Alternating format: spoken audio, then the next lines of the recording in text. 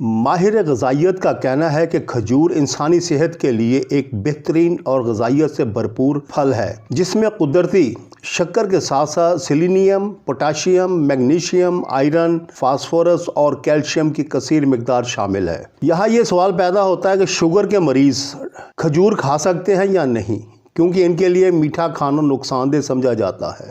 ماہرین صحت کا اس حوالے سے کہنا ہے کہ اگر شوگر کے مریضوں کو میٹھے کی طلب ہو تو وہ کھجور کھا سکتے ہیں، کیونکہ یہ ایک ایسا پھل ہے جس میں گلائسیمک انڈیکس کی شرح بہت کم ہوتی ہے۔ مختلف طبی تحقیق رپورٹس کے مطابق کھجور کھانے سے خون میں شوگر کا لیول نہیں بڑھتا، بلکہ یہ جسم کے لیے بہت زیادہ فائدہ مند ہے، کیونکہ اس میں اہم غذائی اجزاء موجود ہوتے ہیں، مگر ایک یا دو کھجوروں سے زیادہ کھانا نقصان پہنچا سکتا ہے۔ طبی ماہرین کا کہنا ہے کہ شوگر کے مریضوں کے لیے کھجور کھانے کے ساتھ ساتھ صحت بخش متوازن غذا کا استعمال بھی بے حد ضروری ہے، اور اگر ہو سکے تو میڈ جول کھجور کی ایک قسم اس حوالے سے زیادہ فائدہ مند ہے، جو کہ انتہائی نرم، ہجوم میں بڑی اور شیریں ہوتی ہے۔ ایک تحقیق میں ان کھجوروں کے اثرات کا جائزہ لیا گیا، جس کے دوران 10 صحت مند افراد کو 4 ہفتے تک 100 گرام کھجوریں استعمال کرائی گئیں۔